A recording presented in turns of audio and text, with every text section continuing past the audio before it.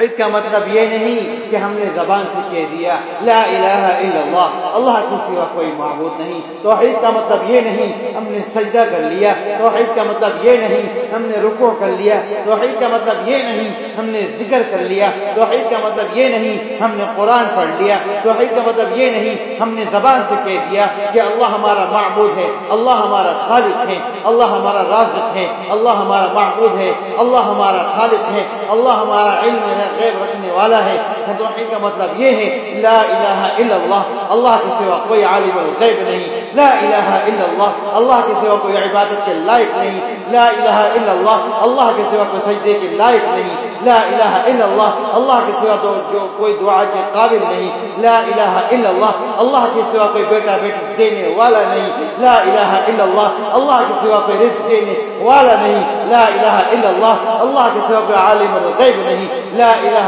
الا اللہ، اللہ کے سوا کوئی حاضر ناظر نہیں، لا الہ الا اللہ، اللہ کے سوا کوئی عبادت کے قابل نہیں، لا الہ الا اللہ، اللہ کے سوا کوئی ہمارا بگڑی بنانے والا نہیں، لا الہ الا اللہ، اللہ کے سوا کوئی ہمارا معبود نہیں، لا الہ الا اللہ، اللہ کے سوا کوئی ہمارا عبادت کے قابل نہیں، لا الہ الا اللہ، اللہ کے سوا کوئی ایسا نہیں ہے جس کے سامنے ہم سجدہ روح ہو، لا الہ الا اللہ، اللہ کے سوا کوئی اس قابل نہیں جس کے سامنے ہم اپنا سر جھکائیں، لا الہ الا اللہ، اللہ کے سوا کوئی حاضر ناظر نہیں، لا الہ الا اللہ، اللہ کے سوا کوئی بیٹا بیٹی دینے والا نہیں، لا الہ الا اللہ، اللہ کے سوا ہمارا مسئلہ حل کرنے والا کوئی نہیں، لا الہ الا اللہ، اللہ کے سوا ہمارا کاروبار کا مسئلہ حل کرنے والا کوئی نہیں، لا الہ الا اللہ، اللہ کے سوا ہمارے سارے مسئلے حل کرنے والا کوئی نہیں، لا الہ الا اللہ، اللہ حاضر ناظر ہے، لا الہ الا اللہ، اللہ کے سوا کوئی نبی نہیں ہے، لا الہ الا اللہ، اللہ کے سوا کوئی حاضر ناظر نہیں ہے،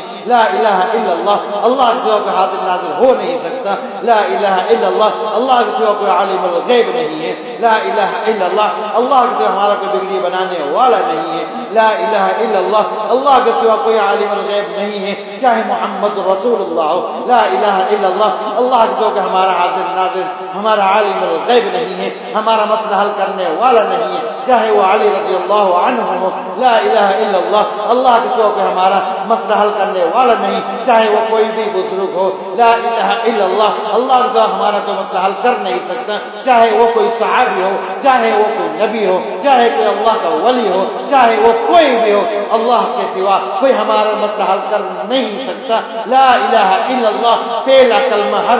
ہر نبی کے پہلے کلمے کا یہی جز ہے، لا الہ الا اللہ۔ اگر ہمارا عقیدہ ٹھیک نہیں ہے، اگر ہمارا عقیدہ صحیح نہیں ہے، اگر ہم نے یہ عقیدہ نہیں بنایا کہ اللہ کے سوا کا عالم الغیب نہیں، اللہ کے سوا کا ہمارا مسئلہ حل کرنے والا نہیں، لا الہ الا اللہ، اللہ کے سوا کا ہمارا دعا قبول کرنے والا نہیں، اللہ کے سوا ہمارا کوئی مسئلہ حل کرنے والا نہیں، اگر ہمارا یہ عقیدہ نہیں ہوا، چاہے تم کتنے بھی سجدے کر لو، چاہے تم کتنی بھی دعائیں کر لو، چاہے تم رات بھر نمازیں پڑھ لو، چاہے تم بہت سارے حج کر لو، لا الہ الا اللہ، چاہے تم بہت سارے طواف کر لو، تم زکات خیرات دے دو، تم ساری زندگی سجدے میں پڑے رہو، تم کچھ بھی کرتے رہو، اگر تمہارا عقیدہ ٹھیک نہیں ہے، اگر تم نے اپنے دل کو اس بات پر آمادہ نہیں کیا اللہ کے سوا کوئی مسئلہ حل کر نہیں سکتا، اللہ کے سوا کوئی ہمارا حاضر ناظر نہیں ہے، اللہ کے رسول ہمارا حاضر ناظر نہیں ہے، اللہ کے رسول ہمارا عالم الغیب نہیں ہے، اللہ کے رسول ہمارے کوئی مسجود